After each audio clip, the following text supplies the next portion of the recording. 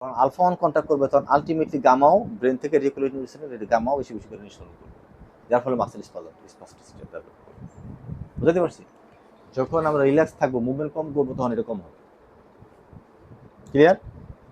এই জন্যই বলা হয়েছে স্ট্রোক পেশেন্টদের পায়ের তলায় নাড়াচাড়া কম করতে বলছে। পায়ের তলায় বেশি সেন্সেশন থাকে, ফলে বেশি স্টিমুলেশন যায়, বেশি ওয়ানে ফাইবার স্টিমুলেশন যায়, বেশি গামা নিঃসরণ হয়, বেশি স্পাস্টিসিটি ডেভেলপ করে। আরেকটা সূত্র বলা হয়েছে, যখনই স্ট্রোক পেশেন্ট আমরা প্যাসিভ মুভমেন্ট করব, ভিগোরাস করব না। ভিগোরাস করলে আলফা ওয়ান কী হবে, বেশি স্টিমুলেশন যাবে। আর স্লো ধীরে ধীরে আমরা যখন প্যাসিভ মুভমেন্টগুলি করাই, তখন আলফা ওয়ান কম স্টিমুলেশন হবে। কম স্টিমুলেশন হলে স্পাস্টিসিটিটা কম হবে। তাহলে এতক্ষণ ধরে আমরা স্পাস্টিসিটি ব্যাখ্যা বিশ্লেষণ দিলাম। এবার দেখি অনেক রুগী, স্ট্রোক রুগী থলথলে, মুভমেন্ট নাই। সেটা কেন? সেটা হলো এই, দীর্ঘদিন যখন স্ট্রোক থাকে, দীর্ঘ সময় 5 মাস, 6 মাস, 3 মাস, 4 মাস, 5 মাস, তখন তখন অনেক ক্ষেত্রে, সব ক্ষেত্রে না, অনেক ক্ষেত্রে তখন এই রেটিকুলোস্পাইনাল সিস্টেম বা রুব্রোস্পাইনাল ট্র্যাক্টের কোনো সিগন্যালই যায় না এখানে, ফলে এটা কোনো কন্ট্যাক্ট হয় না, ফলে মাসের কোনো কন্ট্রাকশন হয় না বলে মাসের থলথলে ফ্লাসিড হয়।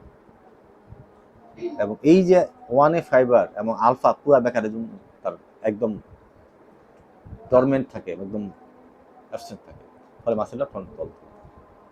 এটাকে বলা হয় ফ্লাসিড প্যারালাইসিস। কি বলে এটাকে? ফ্লাসিড প্যারালাইসিস।